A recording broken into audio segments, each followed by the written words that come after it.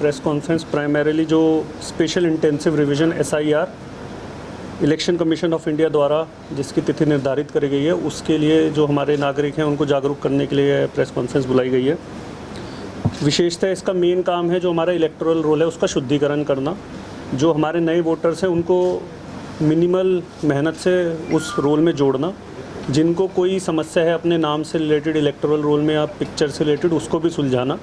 और जो हमारे मृत वोटर्स हैं या जो छोड़ चुके हैं, हमारे स्टेट को कहीं और शिफ्ट हो चुके हैं, उनका नाम भी मतदाता सूची से हटाना।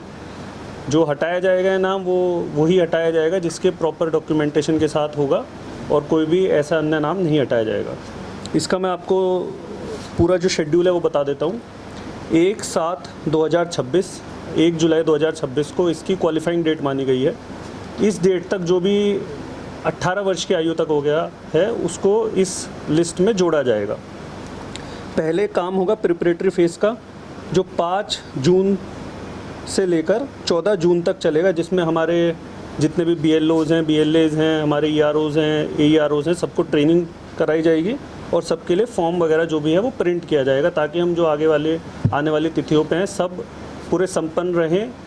जो भी हमारे नागरिकों की समस्या है उससे लेकर और जो भी कठिनाइयाँ आएंगी उससे आराम से निपटान कर सकें उस चीज़ का।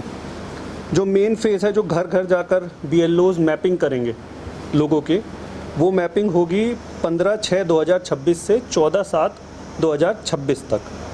तो ये 1 महीने लंबी एक्सरसाइज चलेगी, जिसमें हर BLO हर एक वोटर के घर जाएगा, और एक बार नहीं मिलता तो एटलीस्ट 3 अटैम्प्ट्स किए जाएंगे उसके घर जाने के। इसमें क्या होगा, एनुमरेशन फॉर्म दिया जाएगा, जो हमारे नागरिक हैं उनको वो भरेंगे उस एनुमरेशन फॉर्म को। ऑलरेडी जो हमारे 80% मतदाता हैं वो मैप हो चुके हैं 2002 की सूची से, या उनके जो बेटे बेटियां हैं वो सब मैप हो चुके हैं। तो 80% लोगों को खाली फॉर्म भरना है और उनका कार्य वहाँ पर समाप्त हो जाता है। जो 20% लोग मैप नहीं हुए हैं उनको कुछ अन्य दस्तावेज़ देने पड़ेंगे, जैसे कि इसमें 3 तिथियाँ निर्धारित की गई हैं। 1/7/1987 से पूर्व जिसका जन्म है उसको एक दस्तावेज़ देना पड़ेगा स्वयं अपना। ये 12 दस्तावेज़ों की एक लिस्ट है जो मैं आपको प्रोवाइड करा दूंगा। उन 12 दस्तावेज़ जैसे पासपोर्ट हो गया, मैट्रिक या शैक्षिक प्रमाण पत्र हो गया, ऐसे 12 डॉक्यूमेंट्स हैं। जिसका जन्म 1/7/1987 से 2/12/2004 तक हुआ है, उनको अपना दस्तावेज़ तो देना ही पड़ेगा, लेकिन इनमें से अपने माता या पिता में से किसी एक का दस्तावेज़ देना पड़ेगा उन लोगों को। जो 2/12/2004 से जिनका जन्म हुआ है उनको अपना दस्तावेज़ भी देना पड़ेगा और माता पिता दोनों का दस्तावेज़ इसमें देना पड़ेगा। इसके बाद जब घर हमारे वोटर्स जाएंगे, इसमें एक सुविधा और प्रोवाइड की गई, जो हमारे यंग वोटर्स हैं जो अभी तक रोल में नहीं जुड़े, तो उनको फॉर्म 6 भी दिया जाएगा BLOs को, तो वो तभी की तभी फॉर्म 6 भर भी सकते हैं और नए वोटर लिस्ट में जुड़ सकते हैं। जो लोग अपना फ़ोटो अपडेट कराना चाहते हैं, कई लोगों का फ़ोटो थोड़ा ब्लर है या फिर जिनका नाम थोड़ा अलग है, वो भी चेंजेस करने की सुविधा दी जाएगी सिटीजन्स को। जब ये मैपिंग की एक्सरसाइज हो जाएगी, इसके बाद गाइडलाइंस के हिसाब से 1200 वोटर पर बूथ रखने हैं हमें, तो हम वो रैशनलाइजेशन का फेज़ पोलिंग बूथ का कर देंगे, जिससे जो हमारे सिटीजन्स हैं उनको सुविधा रहे जब वो वोटिंग करने जाते हैं। रैशनलाइजेशन के बाद जो फाइनल, इसके बाद एक ड्राफ्ट इलेक्टोरल रोल पब्लिश होगी 21/7/2026 को। इसका उद्देश्य ये है कि लोग अपने इलेक्टोरल रोल में नाम देखें। जिनका नाम है उनका तो नाम जुड़ चुका है, जिनका नाम नहीं है या फिर जिनको लगता है कि मेरे नाम में कुछ गलती है, कुछ और गड़बड़ है, वो सब ERO को अपनी एप्लीकेशन सबमिट करके अपना जो ऑब्जेक्शन है वो दे सकते हैं। जो वोटर लिस्ट पब्लिश होगी वो प्रोमिनेंट पब्लिक प्लेसेस पे भी डाली जाएगी। DEO जो हमारे सिरसा के DEO की वेबसाइट पे भी डाली जाएगी और CO हरियाणा की वेबसाइट पे भी डाली जाएगी, ताकि घर बैठे बैठे लोग संतुष्टि से अपना नाम देख सकें। अगर जो किसी का नाम नहीं है या किसी का नाम गलत जोड़ा गया है या किसी को लगता है कि मेरे नाम में कुछ उसको आपत्ति है किसी भी तरीके की, तो वो अपनी आपत्ति दर्ज करा सकता है। उसके लिए उसको करीब 1 माह का समय दिया जाएगा, 21 जुलाई से लेकर 20 अगस्त तक।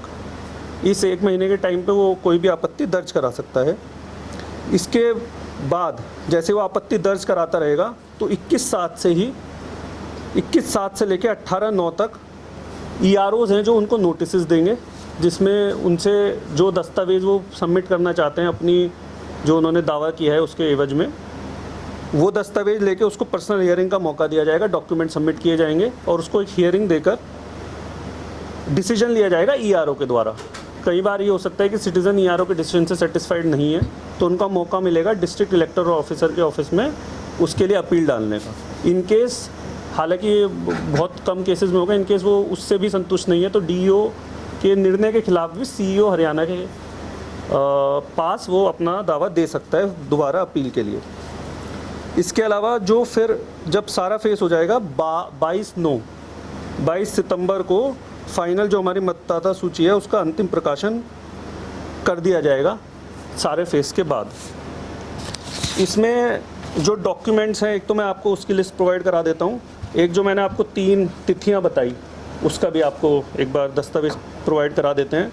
इसमें एक मुख्य बात यह है कि जो हमारी पॉलिटिकल पार्टीज हैं उनके साथ मीटिंग ऑलरेडी हो चुकी है, ये डिस्ट्रिक्ट लेवल पे हो चुकी है, हमारे जो विधानसभा लेवल पे है सभी EROs सभी बूथ अपने पॉलिटिकल पार्टीज़ को बुलाएंगे और जो उन्हें BLA 2 बूथ लेवल एजेंट 2 हर बूथ पे उन्हें नॉमिनेट करने हैं, उनको भी प्रोत्साहन दिया जाएगा और उनसे ऑलरेडी निवेदन किया जा चुका है जिसमें सभी पॉलिटिकल पार्टीज़ ने हमें आश्वासन भी दिया है कि इस प्रक्रिया में वो भी हमारा साथ देंगे ताकि अंतिम मतदाता कोई भी मतदाता लिस्ट से ना छूट पाए। इसके अलावा मेरा आपसे भी निवेदन है कि आप भी हमारा जो शेड्यूल है वो सारी आम जनता को पहुंचाएं और सबको जागरूक रखें इसके बारे में कि कैसे जोड़ा जाएगा और क्या अपील के प्रावधान हैं लोगों के पास।